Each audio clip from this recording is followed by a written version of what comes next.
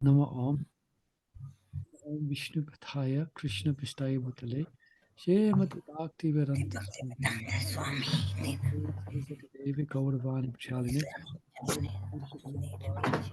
Satharine Jai Sri Krishna Chaitanya Prabhu Nityananda Shri Advaita Gadadhar Shiva Sari Gaura Bhaktavinda Hare Krishna Krishna Krishna Hare Hare Hare Ram Ram Hare Hare. Okay, this is going to be a bit of a testing question. Remember I asked last Wednesday, I asked anyone can recall or like to share something that we read about on Tuesday. Now I'm asking, can you remember anything read last Wednesday? Surely a big challenge. I guess I know because I'm looking in the Bhagavad-Gita, reminding myself as well. Particularly the verses were in respect to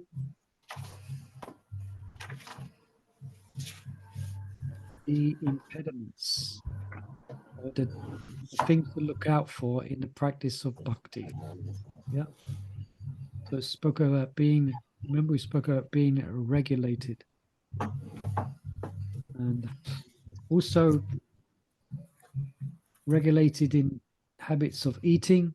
We had quite some discussion on that. It's always a discussion point, Prashadam.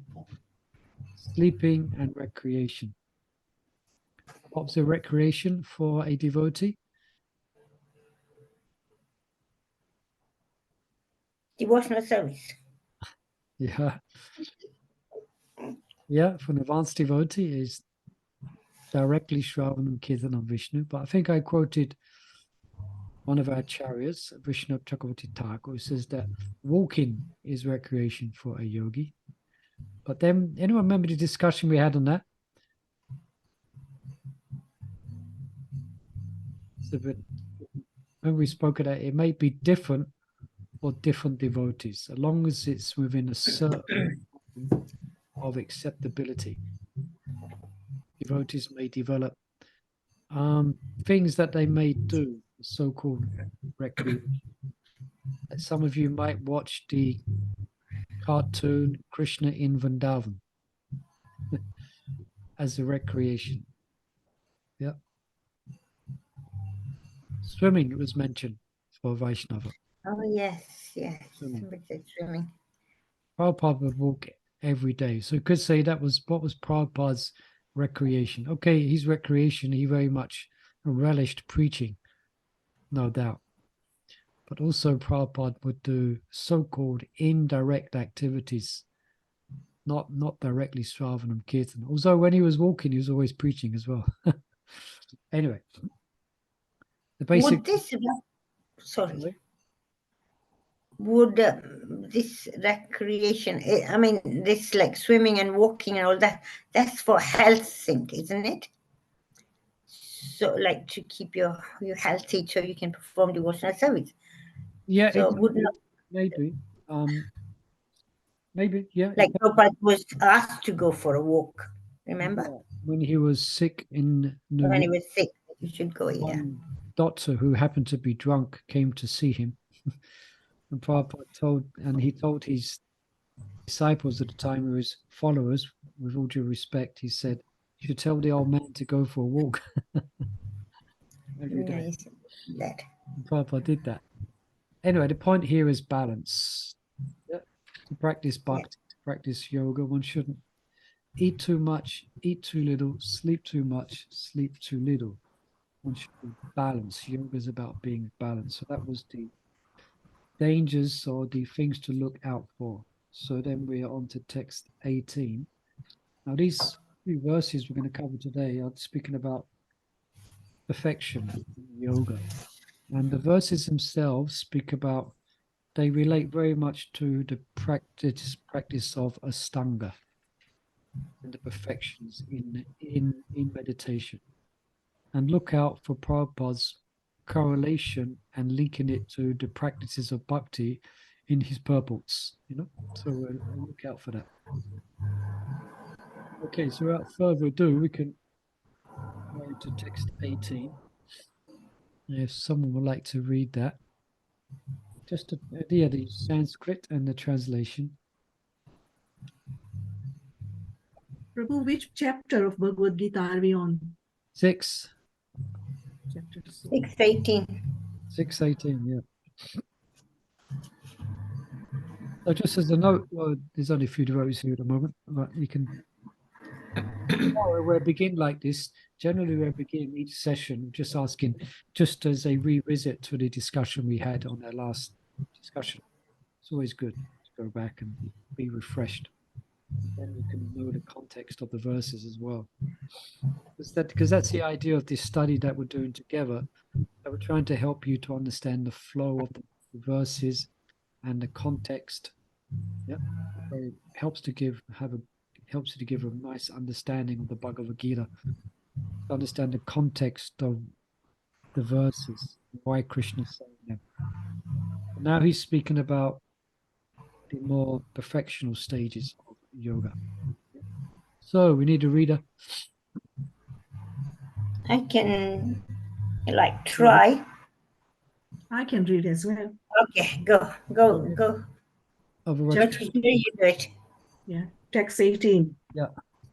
Yada viniyatam chittam atmanyeva vitishtate nispruha sarvakamebhyo yukta ityuchyate tada.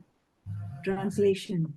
When the yogi, by practice of yoga, disciplines his mental activities and becomes situated in transcendence, devoid of all material desires, he is said to be well established in yoga.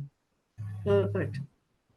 The activities of yogi are distinguished from those of an ordinary person by his characteristic cessation from all kinds of material desires, of which sex is the chief. A perfect yogi is so well disciplined in the activities of mind that he can no longer be disturbed by any kind of material desire. This perfectional stage can automatically be attained by persons in Krishna consciousness, as stated in Srimad Bhagavatam 9:8, Canto 9, Chapter 18, 4, yeah. text 18 to 20. Do I have to read the? It's up to you. If you like reading it, if you want to read it, you can. If not, just read the translation. Savai mana Krishna padaravindayor vachasi vaikuntha gunanuvarnani karau harer mandiramarjanadishu sutim chakra achyut sat kathodyaye mukunda lingalaya darshane darshu tadbhartya egatra sparshe nag sangamam Gruhanam cha tatah pad saroj saurabhe Srimat tulsiya rasanam tad arpite Padau hare kshetra padanusvarsnani Shiro Rishikesha pado bi vandani Kamam cha dasye natu kama kamaya Yathottama sloka Janasrau Ratiha. King Amrish first of all engaged his mind on the lotus feet of Lord Krishna. Then, one after another, he engaged his words in describing the transcendental qualities of the Lord, his hands in mopping the temple of the Lord, his ears in hearing all the activities of the Lord, his eyes in seeing the transcendental forms of the Lord, his body in touching the bodies of the devotees, his sense of smell in smelling the scent of the lotus flowers offered to the Lord, his tongue in tasting the tulsi leaf offered at the lotus feet of the Lord, his legs in going to places of pilgrimage and temple of the Lord, his head in offering obeisances unto the Lord, and his desires in executing the mission of the Lord. All these transcendental activities are quite befitting a pure devotee. This transcendental stage may be inexpressible subjectively by the followers of the impersonalist path, but it becomes very easy and practical for a person in Krishna consciousness, as it is apparent in the above description of the engagement of Maharaj Amrish. Unless the mind is fixed on the lotus feet of the Lord by constant remembrance, such transcendental engagements are not practical in the devotional service of the Lord. Therefore, these prescribed activities are called archan, or engaging all the senses in the service of the Lord. The senses and the mind require engagements. Simple abnegation is not practical.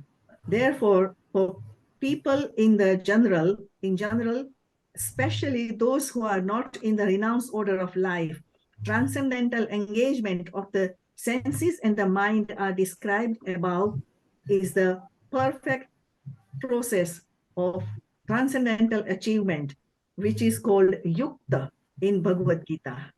Okay, thank you. Hare Hare Krishna. Krishna. So any immediate comments or questions here?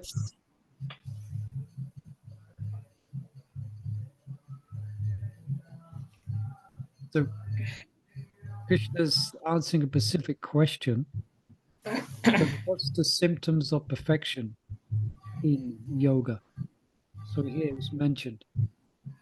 One is completely, I'm just reading it, one is fixed and focused. Now, Shuddha Swami speaks about fixed and focused on the Atma, on the soul, and it doesn't stray left or right. It's almost speaking of a level of samadhi.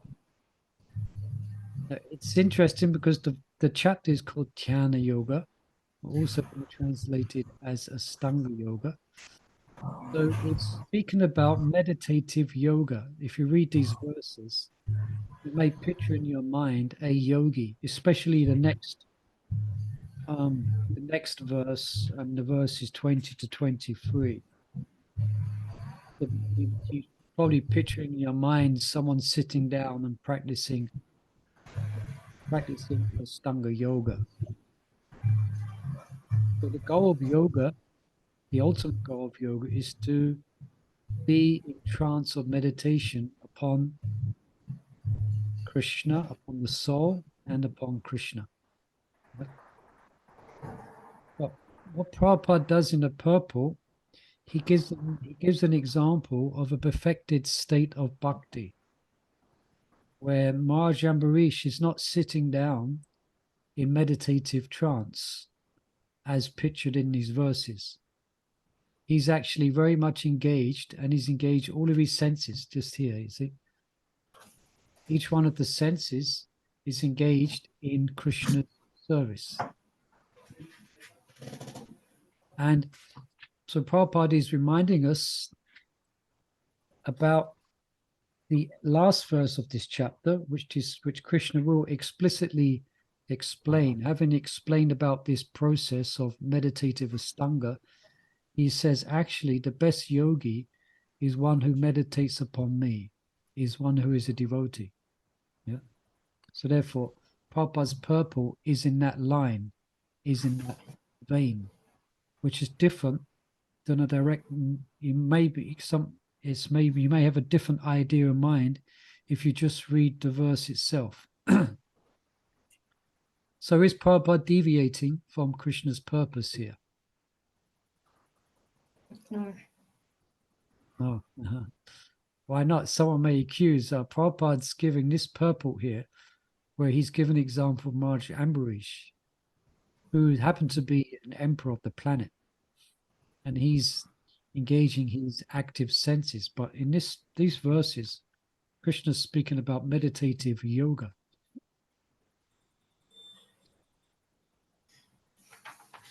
But So, that's also meditating, isn't it? What, performing the 9 processes of bhakti, you're meditating on Krishna. yeah, that's it. Basically, it's simple as that the goal of Astanga is to come to Krishna, the goal of the Bhagavad-Gita. And the reason why Krishna is speaking this is to attract the Astangi yogis. Yeah. And then eventually he's going to instruct them that their goal should be to be absorbed in Krishna. And that's why Prabhupada says in the purple, he says,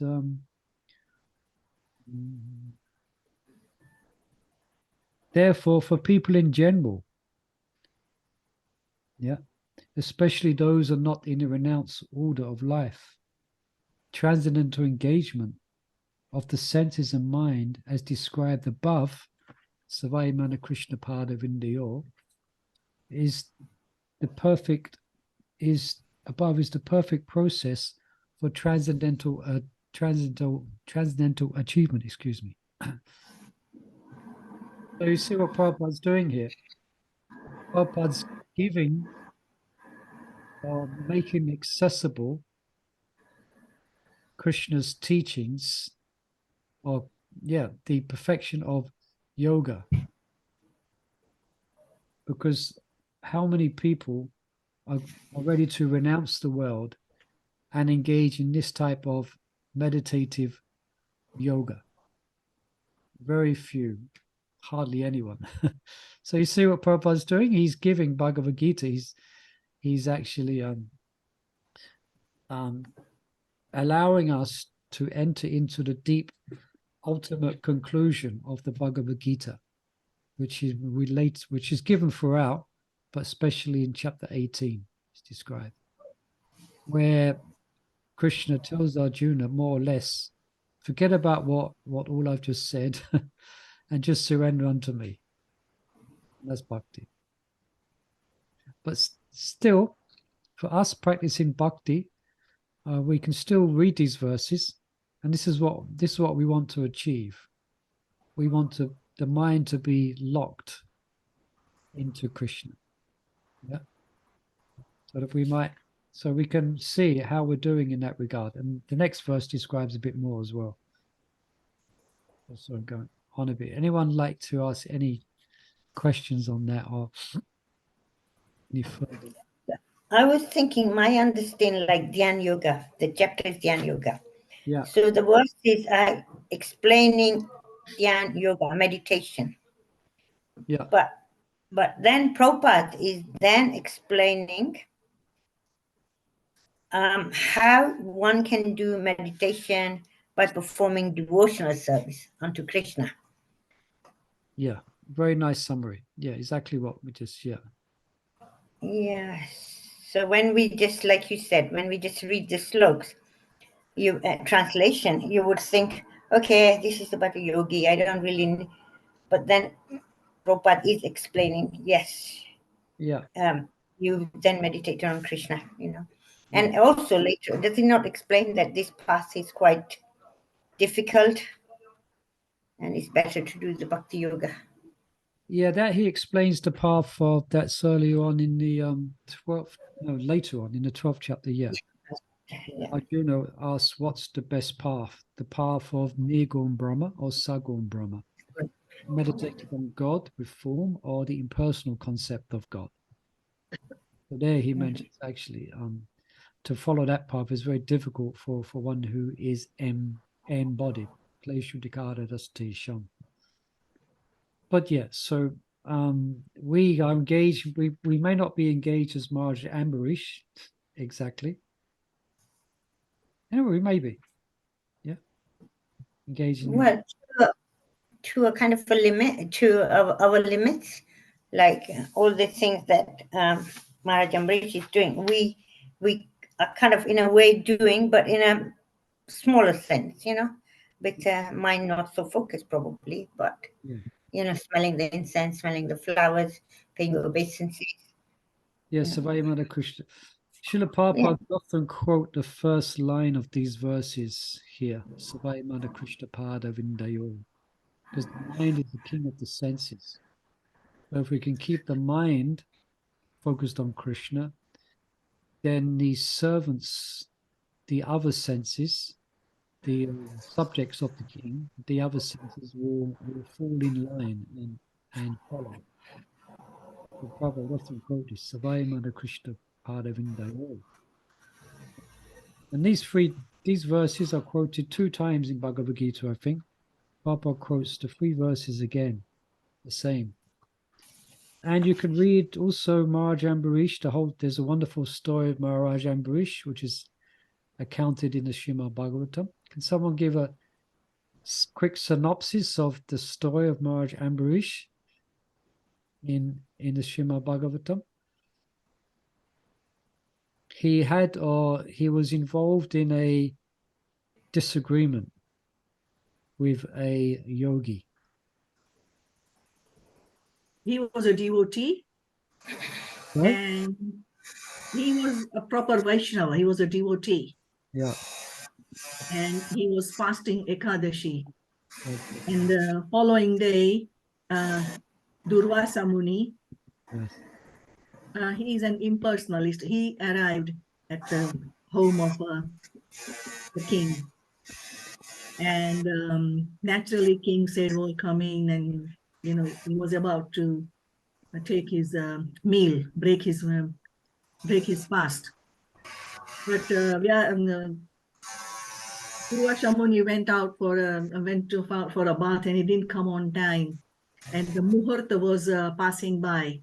Mm. So the Brahmins advised King Amrish to take just a little water so that his Ekadashi breakfast will be broken at the right time. Yet he won't have eaten anything until the guest, Durvasa Muni, would arrive. So he followed the orders of Brahmanas, and he had a little bit of water. And that's when Durvasa Muni arrived, and he was extremely annoyed that I am your guest and you eaten before me, so I'm going to throw some weapon at you. Yeah. But immediately Krishna's, from Vaikuntha, Krishna's Sudarshan Chakra came to not just break him up, but to kill him. Yeah. And Durvasa Muni had to run from one place to another, looking for his somebody to save him from the Sudarshan. But no one was able to do it. Even when he went to Vaikuntha, Lord Vishnu, he said, "I can't do it. I'm a servant of a Vaishnava. So you go back to Amrish Maharaj and ask forgiveness from him. That's the only way Sudarshan will stop." So Yeah. then he Yes. had to come back and apologize. Yes, very good. Thank you very much. Yeah. So yeah, Marj the Muni, he represents a classic yogi. Marj Ambarish is presenting a unadulterated devotee. He's known as a Matpara devotee, a very advanced devotee. But the Rasamuni fell down, or he proved to be imperfect because he became angry. And it's quite dramatic. He pulled a hair out of his locks and dashed it to the ground, and this big fiery demon came. But Maharaj Ambarish was not disturbed in the slightest. Yeah, he folded his hands and meditated on his worshipful deity, Sudarshan. And yeah, that's the story. So there's a comparison there given to the perfectional stage of a yogi, the Rasamuni, as compared to a bhakta. Yeah. Yeah, so that's there in the Bhagavatam. And this is where it is. It's in the 9th canto. If you want to read that story, in the 9th canto. All right. Anything else for me? I'll just look at a few notes I took here. So what's the perfectional stage? When the mind becomes fixed and focused. Exclusively on, always say, Krishna. Yeah. So that's the perfectional stage of yoga. What else can I bring out here? When the mind has been so tutored and regimented to be fixed and riveted to the Atma so that it never strays away. It is simultaneously and automatically weaned from all desires for sense gratification, having not the slightest interest to enjoy the objects of the senses. So this applies to the bhakti yogi as well. This is what we're endeavoring to do. We're endeavoring to, do I described here, to wean ourselves off from our previous conditioned nature to enjoy our senses. Instead, we want to satisfy Krishna's senses. Yeah. What else? Yeah. The mind becomes exclusively riveted. It's interesting, these commentaries by the Sampradaya Acharyas, their commentaries are in the line of meditating upon the Atma, meditate upon the soul. But Prabhupada brings in specifically Krishna, yeah, as meditation upon Krishna. It's just interesting. The Sampradaya Acharyas are speaking very much, their purpose are very much in line with the practice of Astanga, you know. But, very good. Yeah, anything else we want to bring out from here? Yeah. Prabhupada says cessation from all material desires, of which sex is the chief. Yeah, so I think Prabhupada made that point earlier on. Someone who's practicing yoga but is not leading a virtuous life is just a cheater. So Prabhupada mentioned that. So real yoga practice does entail controlling one's senses. Yeah. In other words, turning inwards. Yeah. Okay, let's have a look, shall we, at text 19. Is that okay with everyone? This is a very nice verse. It's a very poetic verse. I did learn it at one time and I forgot it later on. So I'm just want to relearn this verse. Yata depo nivatsasto ningate supamashmataha. Yeah, very nice verse to learn. It's very nice description. So let's. How can it happens to me as well? I learn it, I know it for about a month, and then a couple of months later, it's just gone out of my head. Yeah, but you'll find that it doesn't completely go. For those who are practicing learning slokas and verses, you'll find, for instance, there's slokas I've learned 15 years ago, and I haven't gone over them for 15 years. But when I revisit them, it doesn't take much to bring them back into my memory. It's quite amazing. Yeah. So don't give up. It's only natural that some of the slokas that you may learn, if you do, are going to fall off the back of the lorry, especially when you don't use them so much.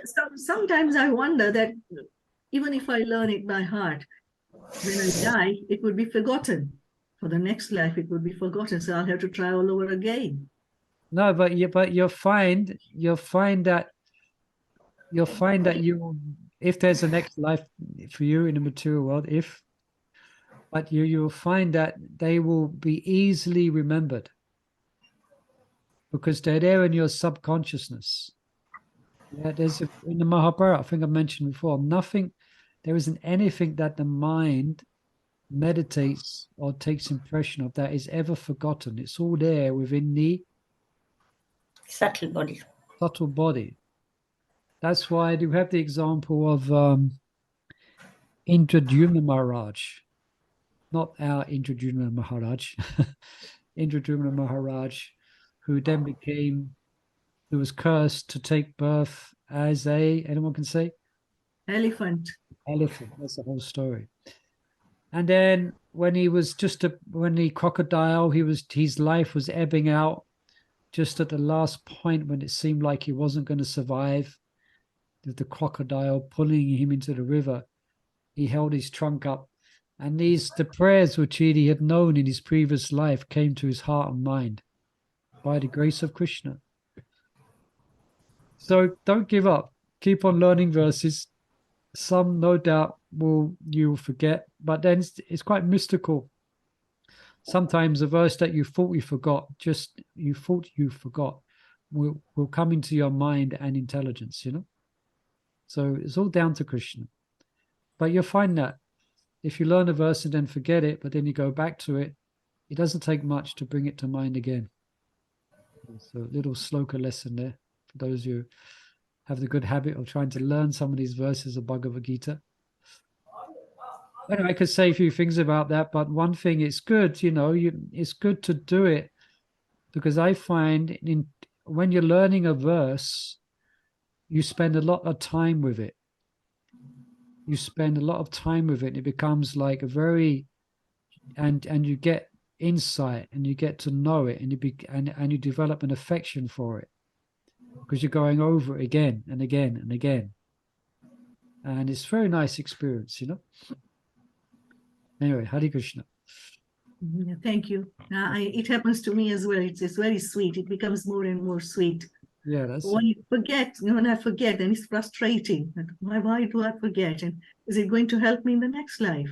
If it's going to go out of my head now. no, it's there. It's there. It's just got it's just there. You just have to dig it out. You have to dig it out again.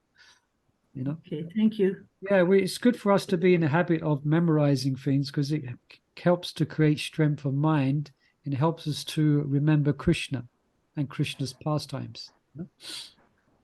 It's very advantageous. You know? Okay, let's jump into text 19 before this whole session turns into a sloka learning session.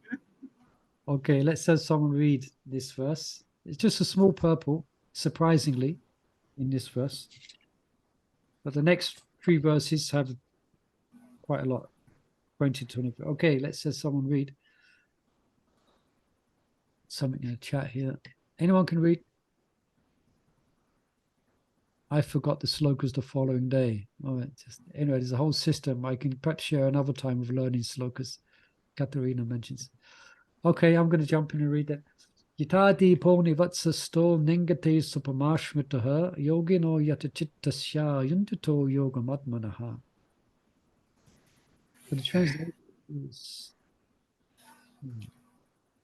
Let me just read the word to word as well. Sometimes that can be interesting as well. So yata as deeper, a lamp. Nivatashta, in a place without wind. Na, does not. Ingate, waver.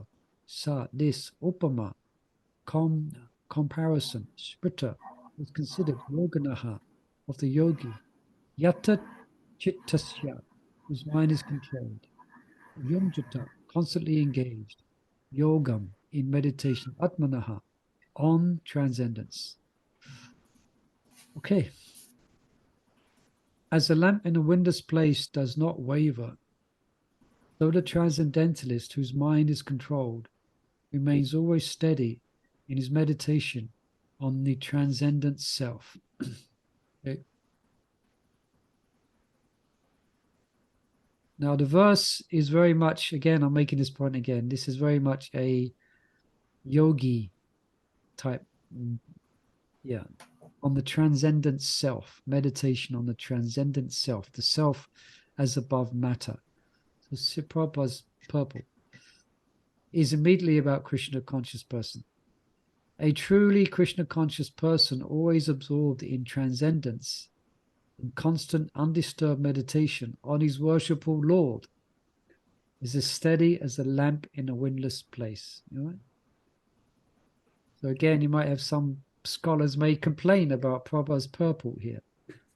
But Prabhupada, again, is fulfilling the ultimate purpose of Bhagavad-Gita. So anyway, so you can picture a flame. We've all seen candles, isn't it? And it doesn't take much. A window or breeze, then it's going to flicker. Yeah. So here, nice picture. You can picture this in the mind as a lamp in a windless place does not waver. You know, I'm thinking of a mundane song now, but I won't remind you of the mundane song. Yeah, so wind, like in a windless place, does not waver. So the mind is controlled, remain always steady in meditation. So that's something we can practice. There's lots of things and situations, lots of people, there's lots of things, there's lots of reversals, there's lots of things we have to face, which may throw us off our meditation upon Krishna. Yeah. But the more practice we are in Krishna consciousness, the more we can remain steady in meditation on what Krishna Prabhupada says here, on our worshipful Lord, yeah, which is Krishna, Radha, Krishna, yeah. Steady and lamp in a windless place. Any comments here or questions?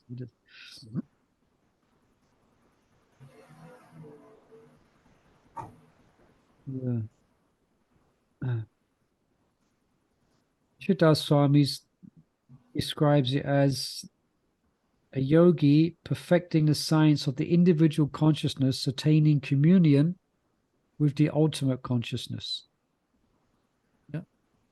That's Krishna consciousness. Bright and steady like a flame, never flickering away from the Atma or soul. Anyway, we can put that.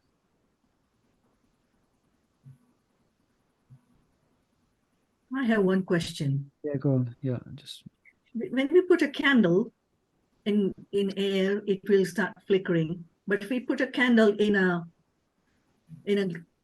transparent glass bottle, then it'll get the fresh air to burn, but it will stay stable. So that if you put protection around the flame, it will stay stable. So surely for our purpose to keep our mind stable, we can put some kind of protection. very good. Yeah.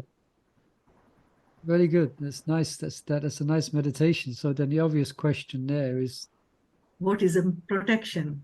what's that protection? Now I'm thinking of specifically it's described in Chaitanya Charitamrita, but anyone could. What's the protection? How do we protect? our flame of Association of bhakti? devotees. Yeah, exactly what I was thinking of. When you say Chaitanya Charitamrita, that's the whole thing is about association. Yeah. Whole And specifically, book is Lord Chaitanya's teachings to Rupa Goswami, he described that bhakti ladder beach, like the development of bhakti is like a delicate creeper. And just as Maharaj Kishore is nicely saying, it has to be protected. Like a creeper, you have to put a fence around it. Yeah. Like here in central London, believe it or not, there is trees, here in central London. And the local council also plant trees. And I notice when they plant trees, and I watch the trees with concern that they grow nicely. Yeah. So, and what they do is they put a little fence around it. They put a stick beside it in the beginning until it gets strong. Yeah. So, as Mother Chandravati said, this is what we do to protect our bhakti ladder bija. We associate with devotees. So yeah, that's a very nice. You could write an expanded purport on this, Maharaj Kishore, and give that example. Yeah, so a flame in a protected environment doesn't flicker. So if they protect, yeah. Anybody else? we also have an example of Maharaj Bharat when he didn't have association of devotees, so he was Yeah. performing devotional activities, but he had nobody there to tell him you're going the wrong way or whatever. Yeah. Bhagavatam's wonderful, isn't it? Got so many wonderful stories. So this is another story in the Bhagavatam. Yeah.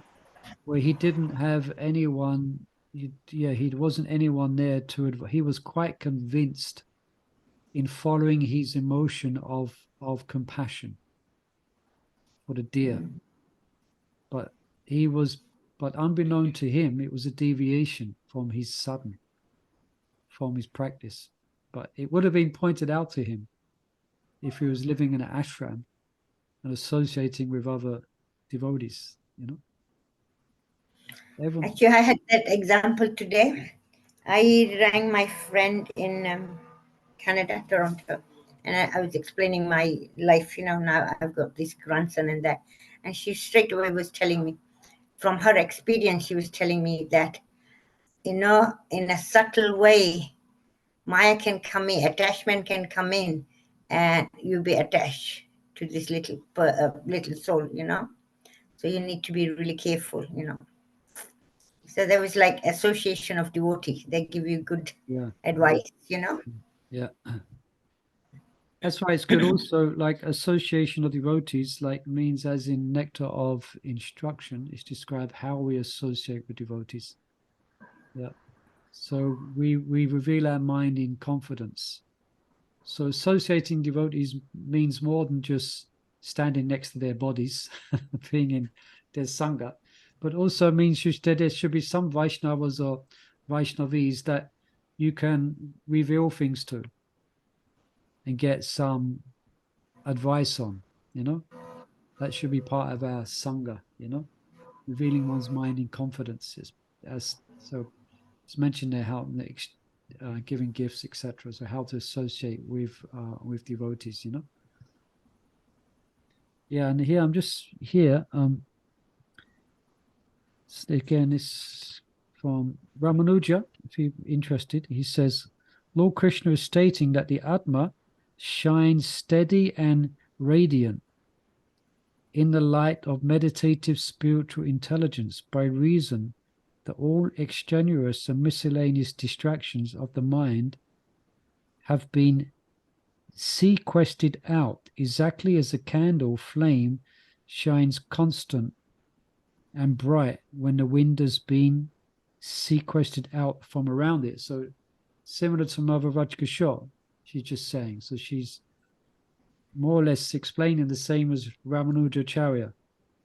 When the wind has been sequestered, that's an old word. It means it's been put aside. Yeah. Yeah. So again, this is perfectional stages of yoga based on perfectional stages of bhakti. Now we got 15 minutes left, and it's a good time to spend on these verses here. These are one of my favorite verses in this 6th chapter and in the Bhagavad-Gita. And I would show I don't get opportunity as much as I used to, but my full-time saver at one time was distributing Prabhupada's books on the street. I would often, for those who would stop, I would often take them to this verse and read some of it to inspire them to buy the Bhagavad-Gita. Yeah. So this verse is describing the perfection, yeah, of yoga and what it is, what it looks like, you know, what the experience is and what the result is. Yeah. All right. So who's like to read this? Let's have a look at the length of the purple. Just quickly have a look. Wow, pretty lengthy. We might get through it, we might not. Let's just stop each paragraph, shall we? Just so we don't miss anything. So someone like to read these verses 20 to 23, and then we'll have different devotees perhaps read each paragraph, you know, get a few devotees involved. Who's out there? Not me. I Gaia? can read. No one else want to read. Gaia can. Oh, sorry. Gaia, are you there? Okay. She must be hanging up the washing. Okay, I can read, Prabhu. go ahead, It's please. my Yes. way. Yeah, I can read whenever. If the other Mataji wants to read, Rajageshwari Mataji. Sorry, I'm on the way. I can't really read. No problem. Go ahead, Mother. Okay, shall I start then? Is that? Yes, please. Radha, Okay, Mata- Krishna. yeah, please. Apologies in advance. My Sanskrit isn't Don't really. worry. I'm not really. Mine is pretty useless as well. Do your best. Okay. We don't mind. Sukham Are we on the Atyam. right verse? 20 to 23, yeah? Yeah, sorry, I started a part where I didn't look at the page 270. Yeah. Yatro paramate chitam nirutam yoga sevaya yatra chaivat manatma nam pashyan atmani tushyati sukham atyantikam atyantikam yat tad buddhi grahyam atindriyam veti yatra no chaivayam stitas chalati tatvatah yam labdva chaparam labham manyate nadikam tatah yasmin stito na dukhena gurunapi vichalyate. tam vidyad dukkha samyoga vigoyam yoga samnitam. Very good. In the Thank you, stage, Mom. Very good. Go I'm ahead. not sure about that, but in the stage of perfection called trance or samadhi, one's mind is completely restrained from material mental activities by practice of yoga. This perfection is characterized by one's ability to see the self by the pure mind and to relish and rejoice in the self. In that joyous state, one is situated in boundless, transcendental happiness, realized through transcendental senses. Established thus, one never departs from the truth, and upon gaining this, he thinks there is no greater gain. Being situated in such a position, one is never shaken, even in the midst of greatest difficulty. This indeed is actual freedom from all miseries arising from material contact. Yeah, you can read the Purport. first paragraph. Go ahead, yeah. Okay. Purport. By practice of yoga, one becomes gradually detached from material concepts. This is the primary characteristic of the yoga principle. And after this, one becomes situated in trance or samadhi, which means that the yogi realizes the supersoul through transcendental mind and intelligence, without any of the misgivings of identifying the self with the super self. Yoga is more or less based on the principles of Patanjali's system. Some unauthorized commentators try to identify the individual soul with the super soul, and the monist thinks that this to be liberation, but they do not understand the real purpose of Patanjali's system of yoga. There is an acceptance of transcendental pleasure in the Patanjali system, but the monists do not accept this transcendental pleasure out of fear of jeopardizing the theory of oneness. The duality of knowledge and knower is not accepted by the non-dualist. But in this verse, transcendental pleasure realized through transcendental senses is accepted. And this is corroborated by Patanjali Muni, the famous exponent of the yoga system. The great sage declares in his Yoga Sutras 3.34, Purush Shartha Sunyanam Gunanam Prati Prasavaha Kevalyam Swarupa Pratishtha Va Chiti Shakti Iti. Okay, Hare thank you. Krishna. All right. So we're all on the same page here. We all have some understanding what's being explained here. Prabhupada, as he often does, likes to make sure that we very clearly understand what's being explained here. It's not of a Mayavad or impersonal context. And specifically, he homes in on this. Where is it in here? To relish here, to relish and rejoice in the self. Anyone can say what Prabhupada brings out in that regard in this paragraph?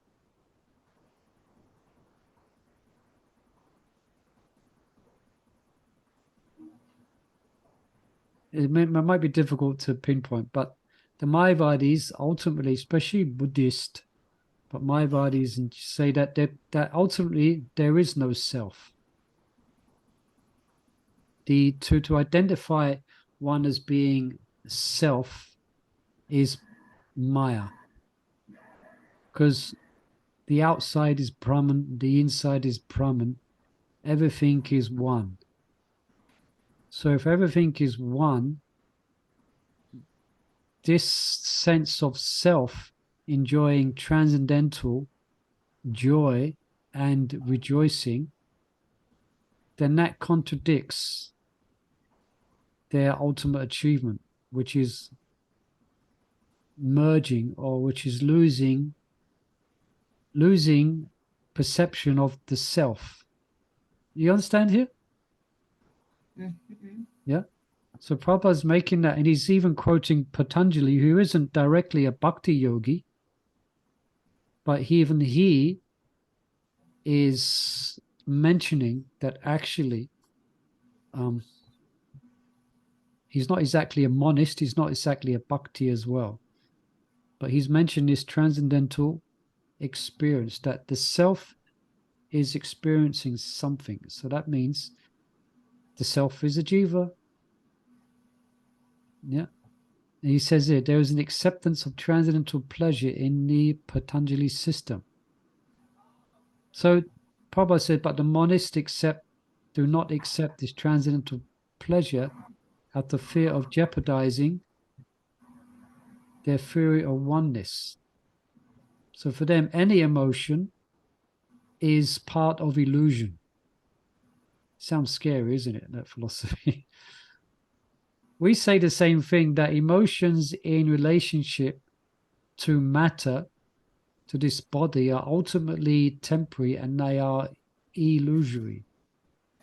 Our real emotions are eternal and in relationship to Krishna. But they say, but the Mayavadis, they will say, no, any emotion, Krishna, any concept of devotion and feelings towards a deity is also Maya. Anyway, without going any further, that's why Prabhupada has quite a lot to say against the Mayavadis. Yeah. And just here, yeah. All right, let's see. So everyone's on board now? Everyone's is what Prabhupada is saying here. And he's going to go further on this point. Prabhupada's going to dedicate a lot of this. It looks like he's going to dedicate this purport to taking to pieces the monist philosophy. Let's see what he says next. So someone would like to read here. We have 5 minutes left. We'll probably get through this paragraph. And then tomorrow we can just pick up. Yeah. Quick, we need someone to read, otherwise 5 minutes to go. Okay, Go shall ahead. I? Yes. This Chit Sakti or internal potency is transcendental. Purushashtha means material religiosity, economic development, sense gratification, and at the end, the attempt to become one with the Supreme. This oneness with the Supreme is called Kaivalyam by the monists. But according to Patanjali, this Kaivalyam is an internal or transcendental potency by which the living entity becomes aware of his constitutional position. In the words of Lord Chaitanya, this state of affairs is called Chaitodarpanamarjanam, or clearance of the impure mirror of the mind. This clearance is actually liberation, or Bhav Mahadvagni Nirvapanam, the theory of nirvana, also preliminary, corresponds with this principle in the Bhagavatam 2.10.6. This is called Swarupena Vyavastiti. The Bhagavad-Gita also confirms this situation in this verse. Okay, so the next paragraph kind of follows on, but let's have this little look on this. Yeah. Or any questions here?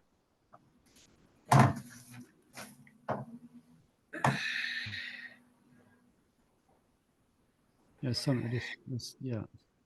So Chit Shakti, this is the internal potency. Yeah, something I was going to say, I just lost my train of thought. Yeah, let me just, yeah. Yeah, so Prabhupada is mentioning Jeto Dapanam Marjanam. So we all know what that means, isn't it? This is from the Shik Ashtakam. So this is actual liberation, is to clear away the dust or the illusory bodily concept of life.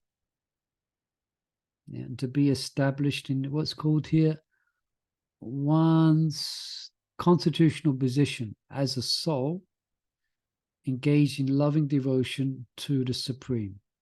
Yeah.